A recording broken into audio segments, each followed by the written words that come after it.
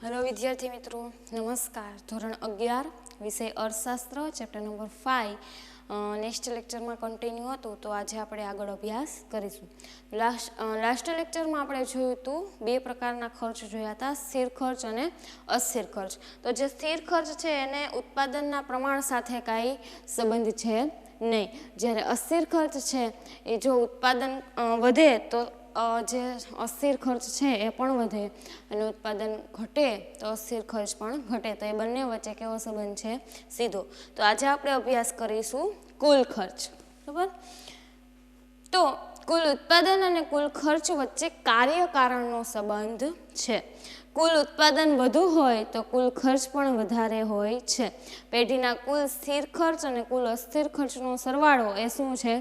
कुल खर्च। बराबर। कुल खर्च एटले शुं? टोटल मीन्स के स्थिर खर्च अने अस्थिर खर्च बने।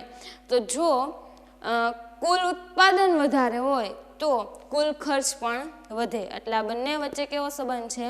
કાર્ય કારણનો। तो एने फॉर्म्युला आप्युं छे કે कुल खर्च इज इक्वल टू कुल स्थिर खर्च प्लस कुल अस्थिर खर्च। कुल खर्च मीन्स टीसी मीन्स के टोटल कॉस्ट अने कुल अस्थिर खर्च एटले TFC means total fixed cost. कुल अस्थिर खर्च एटले टीवीसी टोटल वेरिएबल कॉस्ट। तो उत्पादन वधता स्थिर खर्च स्थिर रहे छे, परंतु अस्थिर खर्च में वधारो थाय छे। ए आगळ पण आपणे जोयुं के उत्पादन वधे के घटे स्थिर खर्च ने आमां कांई फेर पड़तो नथी, परंतु हाँ अस्थिर खर्च पण साथे साथे वधशे। तेथी कुल खर्च में अस्थिर खर्चना वधाराना प्रमाणमां जेटलो वधारो थाय छे मीन्स के जेटलो अस्थिर खर्च हशे एटलो फेर पड़शे। तेथी कुल खर्चनी रेखा अस्थिर खर्चनी रेखानी उपरना भागमां होय छे। शुं काम? तो के फरक कोने पड़े छे? अस्थिर खर्चने, स्थिर खर्चने पड़तो नथी, परंतु बंने वच्चेनुं ऊभुं अंतर सरखुं रहे छे। ते आकृतिमां जोई शकाय छे। एटले एने नीचे एक एक्झाम्पल आप्युं छे।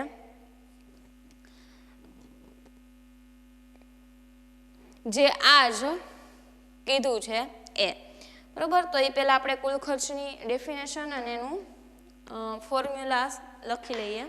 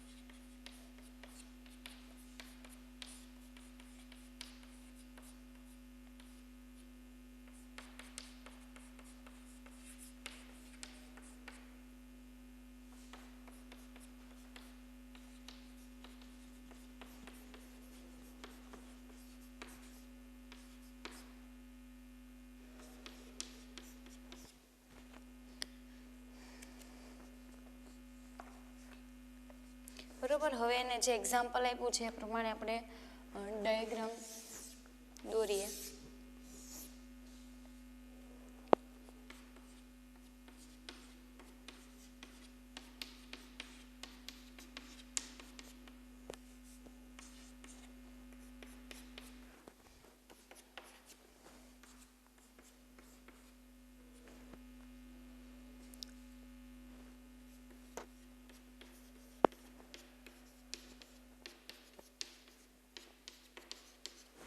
અહીંયા આપણને ખબર જ છે કે અહીંયા શું લેવાનું છે, ઉત્પાદનનું પ્રમાણ.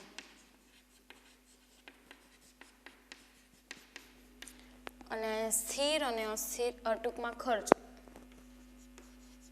એ બંને આવી જશે ખર્ચ. હવે તમને ઉત્પાદનનું પ્રમાણ 0 0 આપ્યું છે ત્યારે કુલ સ્થિર ખર્ચ કેટલો છે 100 અને કુલ અસ્થિર ખર્ચ છે 0. ઉત્પાદનનું પ્રમાણ જ્યારે 10 આપ્યું છે ત્યારે કુલ સ્થિર ખર્ચ 100 જ છે. કુલ અસ્થિર ખર્ચ છે 80 અને કુલ ટોટલ ખર્ચ છે 180. જ્યારે ઉત્પાદનનું પ્રમાણ 20 આપેલું છે ત્યારે કુલ સ્થિર ખર્ચ 100. 100 અસ્થિર ખર્ચ છે 150 છે અને કુલ ખર્ચ છે 200 છે. જ્યારે ઉત્પાદનનું પ્રમાણ 30 આપેલું છે ફરી પાછું કુલ જે સ્થિર ખર્ચ છે એ 100 210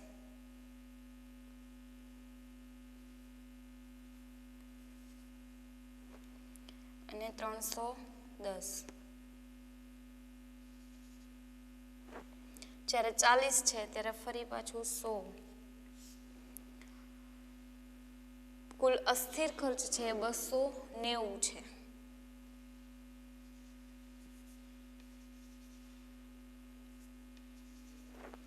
અને કુલ ખર્ચ છે 390 છે.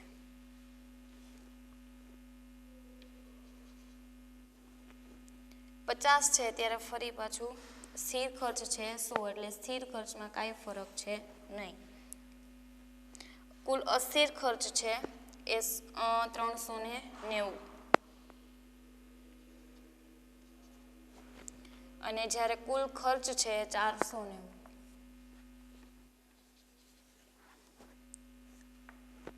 બરોબર. હવે આ તમે જોડી શકો છો.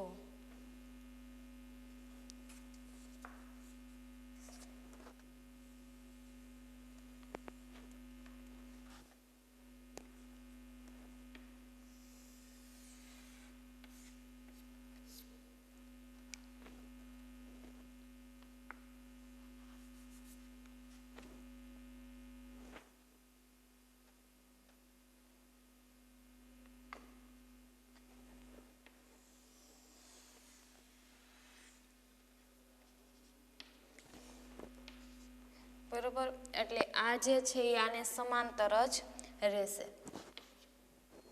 આ મળી આપણને કુલ સ્થિર ખર્ચ.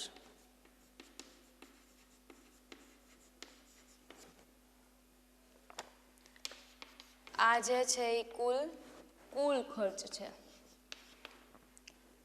ટીસી, આ ટીએફસી અને આ જે છે એ કુલ અસ્થિર ખર્ચની રેખા છે ટીવીસી. બરાબર. તો આ તમે એનો આ પ્રમાણેનો ડાયાગ્રામ જોઈ શકો છો. તો આકૃતિમાં OX ધરી ઉપર ઉત્પાદન અને OY ધરી ઉપર ખર્ચ દર્શાવવામાં આવેલા છે. OX ધરી ઉપર ઉત્પાદનનું પ્રમાણ, OY ધરી ઉપર ખર્ચ. જેમ જેમ ઉત્પાદન વધે છે સ્થિર ખર્ચમાં કોઈ ફેરફાર થતો નથી. તમે ગમે એટલું ઉત્પાદન વધારી લો પણ સ્થિર ખર્ચ કેટલો છે 100. સ્થિર ખર્ચમાં કંઈ ફરક પડતો નથી. પરિણામે ઉત્પાદન વધતા કુલ ખર્ચ પણ વધે છે કે તમે જેમ જેમ ઉત્પાદન વધો એમ કુલ ખર્ચ પણ વધશે. સ્થિર ખર્ચની રેખાઓ વાય ધરી ઉપર P બિંદુથી શરૂ થાય છે એટલે કે જ્યાં અહીંથી શરૂ થાય છે તો એને આપણે P બિંદુ આપી શકીએ નામ. અને જ્યારે ઉત્પાદન O અથવા તો 0 0 હોય ત્યારે પણ કુલ સ્થિર ખર્ચ તો OP જેટલું જ હોય છે એટલે કે આટલું.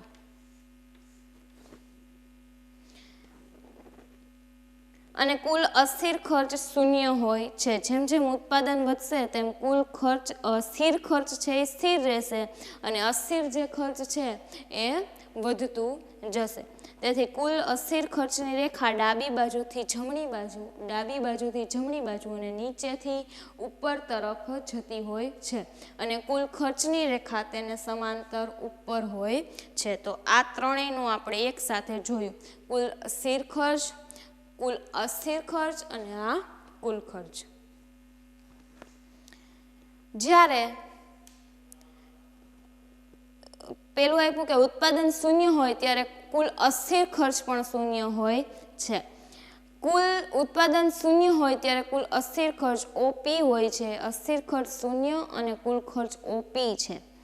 ઉત્પાદન OQ1 હોય ત્યારે કુલ સ્થિર ખર્ચ Q1B હોય છે અને અસ્થિર ખર્ચ Q1E અને કુલ ખર્ચ Q1A છે. ટૂંકમાં અહીંયા નામ આપેલા છે ABC, બરોબર?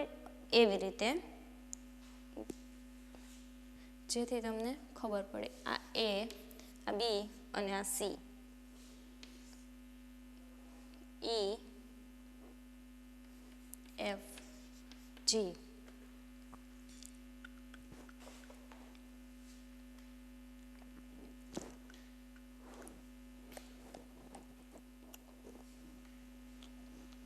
અને આ જે લંબ બને છે એને આપણે અહીંયા Q1 કહી શકીએ, સોરી, અને આ જે લંબ બને છે એને આપણે Q2 કહી શકીએ. એટલે જે ઉત્પાદન છે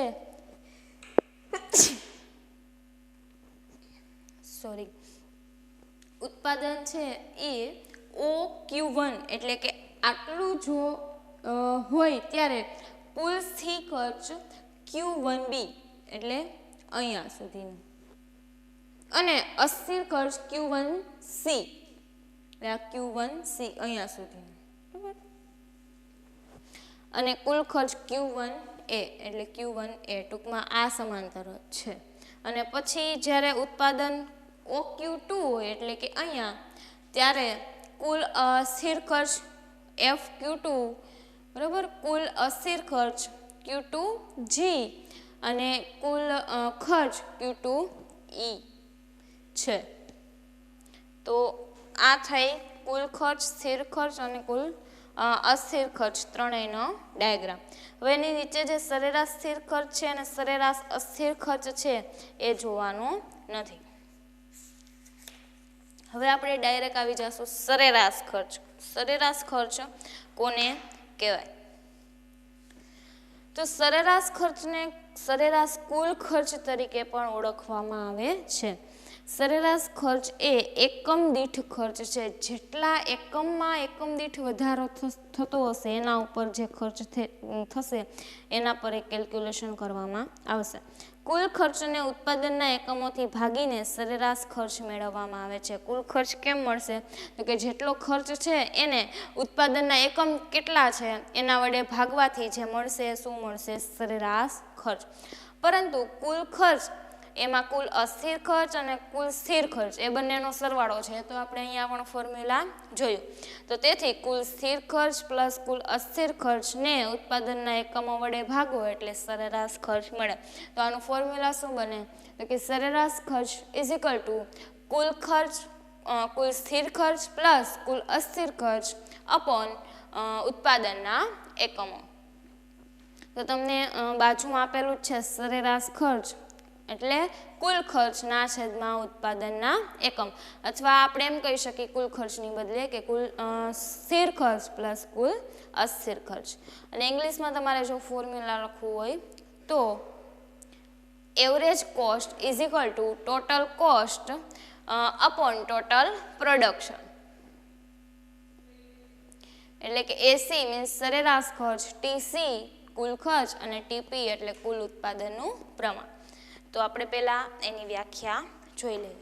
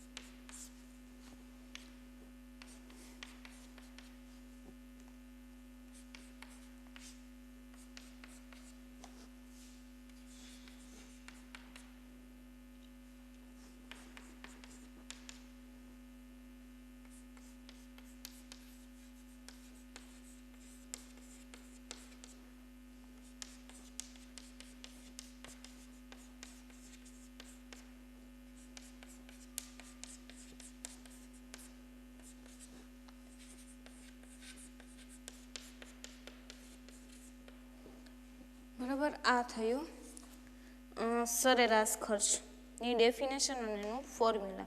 તમે ત્રણેય ફોર્મ્યુલામાંથી ગમે એક ફોર્મ્યુલા મૂકી શકો, બધું એક જ છે. પણ એ ખબર પડી હોવી જોઈએ કે કુલ ખર્ચ એટલે આમાં બે આવી જશે, સ્થિર ખર્ચ અને અસ્થિર ખર્ચ. હવે એને એક એક્ઝામ્પલ આપ્યું છે, આપણે જોઈએ. પેઢીના વલણો આપ્યા છે, એમાં કુલ ખર્ચ આપેલો છે, ઉત્પાદનનું પ્રમાણ આપેલું છે અને સરેરાશ ખર્ચ આપેલો છે.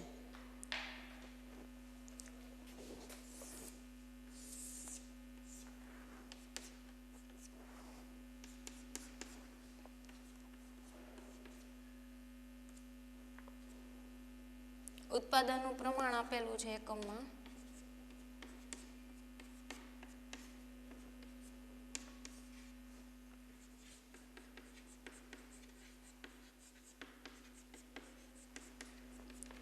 કુલ ખર્ચ આપેલો છે, પણ કુલ ખર્ચ આપણે નથી લેવાનો ધ્યાનમાં. અત્યારે આપણે શું લેવાનું છે? સરેરાશ ખર્ચ.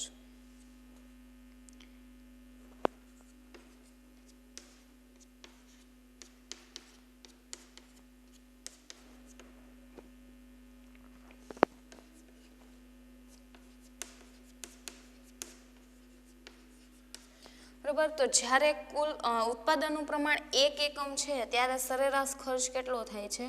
9. એટલે કે અહીંયા જ્યારે ઉત્પાદનનું એકમ 2 છે ત્યારે સરેરાશ ખર્ચ થાય છે 8. 3 થાય છે ત્યારે 7. 4 એ 7.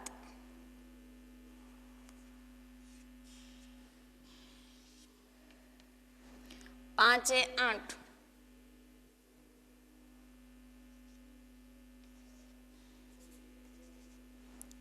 6 એ 9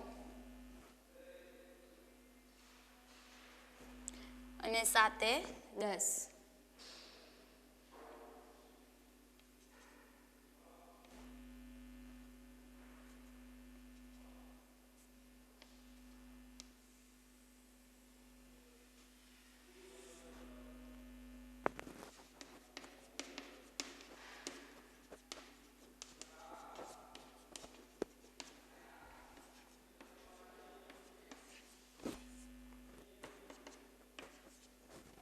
બરોબર, આ જે રેખા મળી એની મળી સરેરાશ ખર્ચની રેખા. તો તમે જોઈ શકો છો કે કેવી રીતે આ આગળ વધે છે.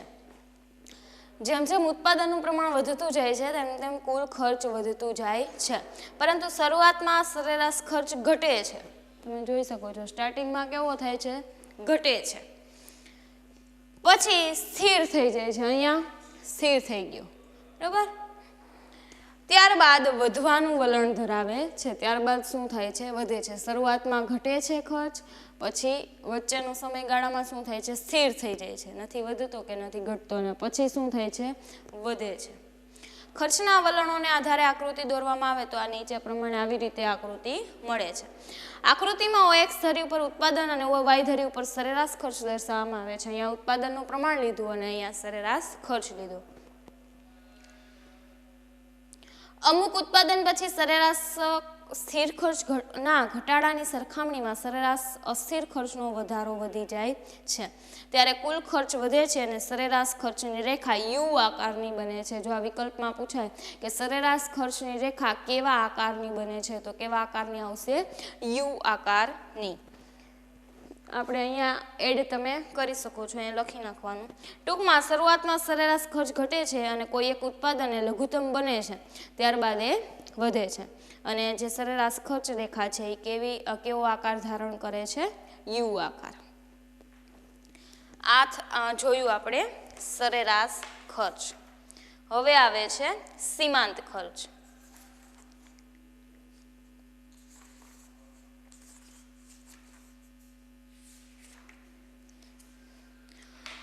બરોબર, આપણે કેટલા કુલ સ્થિર ખર્ચ જોયું, કુલ અસ્થિર ખર્ચ જોયું, સરેરાશ ખર્ચ જોયું. હવે આવે છે સીમાંત ખર્ચ.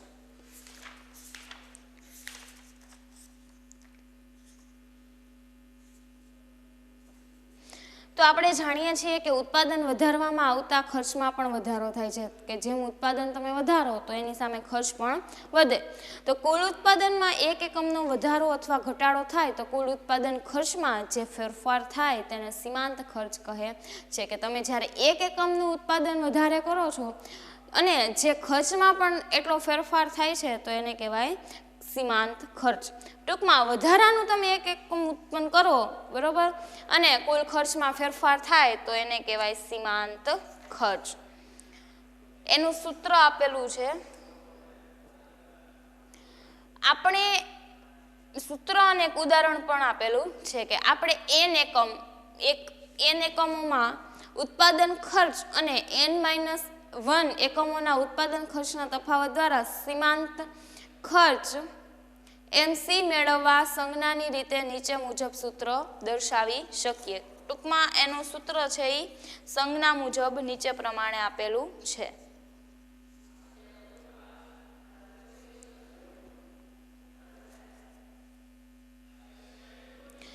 MC એ શું છે? મોનેટરી કોસ્ટ છે. તો મોનેટરી કોસ્ટ એટલે કે MCN n છે એ શું છે? ઉત્પાદનનું આપણું એકમ છે બરાબર. તો MCN = TCN એટલે કે total cost minus TC બ્રેકેટમાં n-1 આ બંને વચ્ચેનો તફાવત આપણે જાણી શકીએ. n છે એ એકમ કેટલા છે? એકમની સંખ્યા છે. MCN શું છે? તો કે n એકમનો સીમાંત ખર્ચ છે અને TCN છે એ n એકમનો કુલ ખર્ચ છે. તો TC n-1 = n-1 એકમનો કુલ ખર્ચ. તો હવે n છે n બરાબર આપણે 3 મૂકી બરોબર તો શું થાય? તો કે MC3 = TC3 - TC. ટૂંકમાં જ્યાં n છે ત્યાં તમારે 3 મૂકવાનું છે. તો એ આપણે પહેલાં જોઈ લઈએ. પહેલાં સરેરાશ ખર્ચની ડેફિનેશન અને જે ફોર્મ્યુલા બેઝડ એક્ઝામ્પલ આપેલું છે એ પણ આપણે જોઈ લઈએ. સરેરાશ ખર્ચ તો લખાઈ ગયું, સીમાંત ખર્ચ.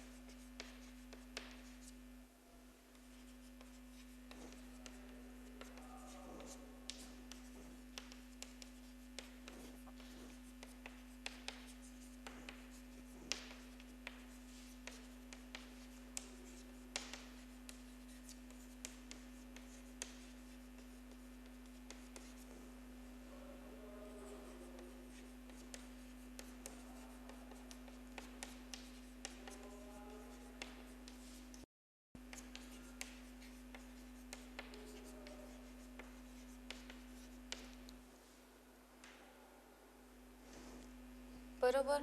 હવે આપણે એને જે એક્ઝામ્પલ આપ્યું છે એના તરફ જોઈએ.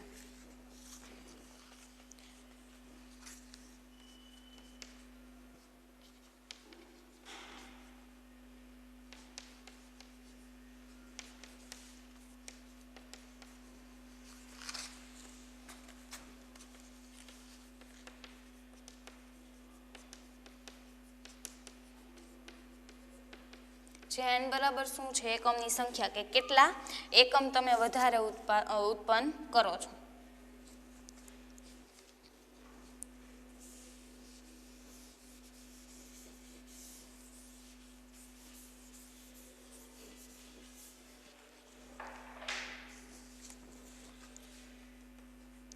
MCN છે એમાં n એકમનો સીમાંત ખર્ચ કેટલો થાય છે એ.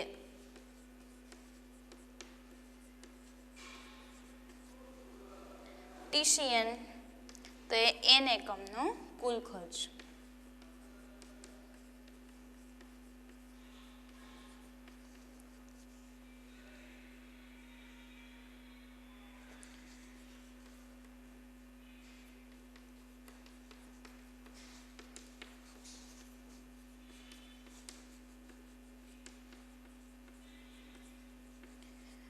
આ જે સૂત્ર છે એ સૂત્રમાં n બરાબર 3 મૂકતા શું આવે છે તો અહીંયા MC3 બરાબર TC3 માઇનસ TC3 માઇનસ 1 અહીંયા શું મળશે TC3 માઇનસ 3 માઇનસ 1 એટલે TC2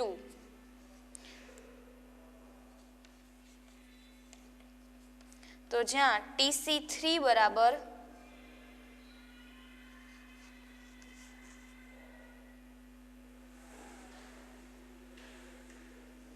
21 અને TC2 બરાબર 16 થશે તો અહીંયા MC3 બરાબર 21 માઇનસ 16 કરશો એટલે MC3 કેટલો આવશે 5 તો આ જે 5 છે શું મળ્યો સીમાંત ખર્ચ એટલે કે તમે 3 એકમનું વધારાનું પ્રોડક્શન ઉત્પાદન કરો છો તો એની પાછળ લાગતો ખર્ચ કેટલો છે 5 રૂપિયા